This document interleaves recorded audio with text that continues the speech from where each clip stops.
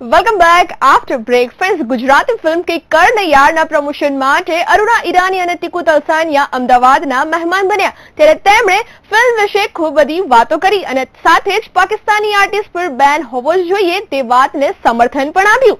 જોઈ લો વીટીવી સાથેની તેમની ખાસ વાતચીત. મિત્રો આજે આપણી સાથે છે ગુજરાતી અદાકારા અરુણા ઈરાનીજી. તેમને પોતાની સુંદર અદાકારીથી ન ફક્ત ગુજરાતી ફિલ્મો પણ બોલિવૂડમાં પણ જાન લગાવી દીધી છે. તો ચલો કરીએ તેમની સાથે થોડી વાતચીત. Welcome to VTV Arunaji. Thank you. Hello Arunaji, આ ગુજરાતી પિક્ચરમાં આવી રહ્યો છો, લાંબા સમય બાદ તમે ગુજરાતી ફિલ્મ કરી રહ્યા છો, તો એ વિશે તમારો એક્સપિરિયન્સ કેવો રહેશે? કેટલા સમય બાદ આવશો આપણે? બહુ જ મજા આવી. જે દિવસે મેં ગુજરાતી ફિલ્મનું પહેલા દિવસે શૂટિંગ કર્યું એવું લાગ્યું કે હું પાછી મારી દુનિયામાં આવી ગઈ. બહુ સમય પછી આપ આવ્યા, તો જ્યારે ફર્સ્ટ ટાઈમ આમ તમે સ્ક્રિપ્ટ સાંભળી તો ફર્સ્ટ રિએક્શન કેવું હતું તમારું? બહુ સારું હતું, કારણ કે મને એવું લાગ્યું, મને ખુશી થઈ કે આવા ડિફરન્ટ કાઇન્ડ ઓફ સબ્જેક્ટ્સ બને છે આપણા ગુજરાતમાં. સિરિયલોમાં હવે અમને ક્યારે જોવા મળશો? ફરીથી કમબેક ક્યારે કરશો? બસ હવે 3-4 મહિના પછી આલ ટેક અપ સમથિંગ. ઓકે. અને કોઈ બીજી ગુજરાતી મૂવી હવે ગુજરાતી મૂવી આ રિલીઝ થાય પછી હું પણ અત્યારે 1 મહિના યુરોપ જાઉં છું. જઈને આવીશ પછી જોઈશ શું થશે. મેમ, પાકિસ્તાની આર્ટિસ્ટ પર હાલમાં જે બેન લાગ્યો છે એ વિશે તમારું શું કહેવું છે કે આર્ટિસ્ટ પર આવો બેન હોવો જોઈએ કે ન હોવો જોઈએ? કેમ ના હોવું જોઈએ? પાકિસ્તાનની દરેક વસ્તુ પર બેન હોવું જોઈએ. વાય? એમણે જે આપણી સાથે કર્યું છે એ સારું નથી. એ ડેફિનેટલી અમે પણ કંઈ આટલા વર્ષો ચૂપ રહ્યા, અમે કાંઈ ના કર્યું. આપણે ઝેલતા રહ્યા પણ હવે જરા વધુ પડતું થઈ ગયું છે. તો I think now we should give it back. અને મોદી સાહેબે જે કર્યું, આઈ રિયલી, તે દિવસે મને બહુ મજા આવી. ટીવી જોઈને હું તાળીઓ પાડી રહી હતી. 21 ન્યૂઝ જોઈને બહુ મજા આવી. એન્ડ મોદી સાહેબ really has done wonderful job. અને બહુ જ કરેજિયસ માણસ છે. એ જરૂર કરશે. અને યુ જસ્ટ સી કે થોડાક વર્ષોમાં જ મોદી સાહેબ હિન્દુસ્તાનને કેવી રીતના બદલી નાખે છે. આઈ એમ શ્યોર.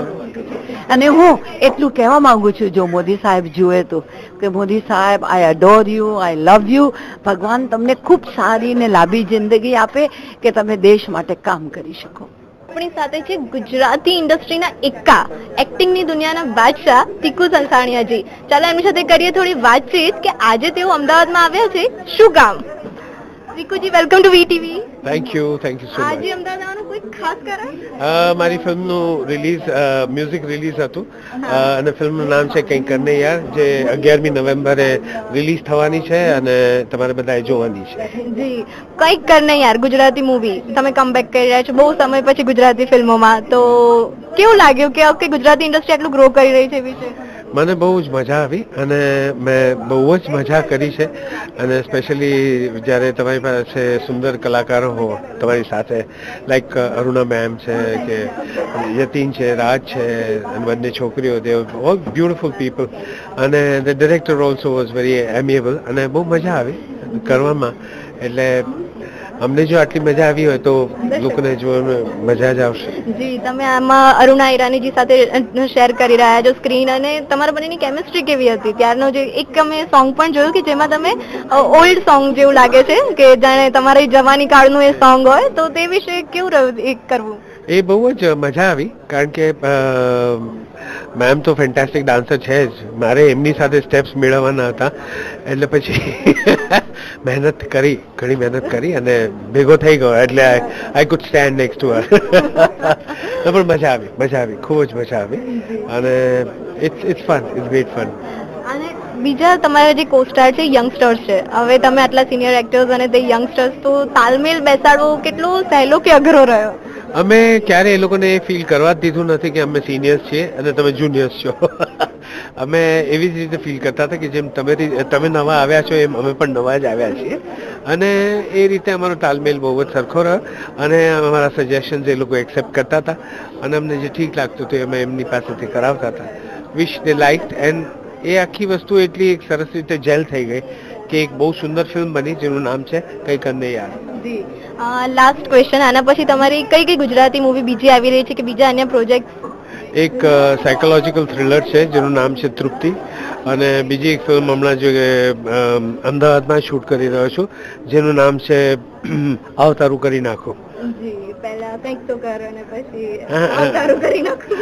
અવતારું કરી નાખું in the better sense of the term, it's not in the other sense of the term. એટલે તમે જે સેન્સ પર જોઈ રહ્યા છો એ સેન્સમાં હું નથી બોલી રહ્યો, પણ અવતારું કરી નાખું is a very beautiful term.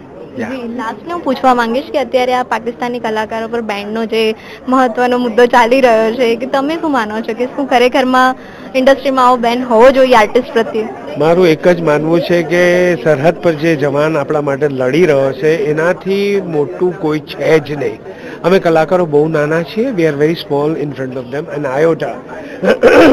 અને એમને લઈને કોઈ વિવાદ, કોઈ બહેસ થવો જ ન જોઈએ. એ સર્વોત્તમ છે અને સર્વોત્તમ રહેશે. જય Hind. And I salute the soldier. Thank you sir. આ હતા ટીકુ તલસાનિયાજી જેમને આપણી સાથે વાત કરી. વી વિશ તેમની મૂવી કંઈક કરને યાર સુપર હિટ થાય અને આપણને આવી જોડી ગુજરાતી મૂવીમાં જોવા મળે. કેમેરામેન નરેશ વાડેર સાથે માર્ગી પંડ્યા, VTV અમદાવાદ.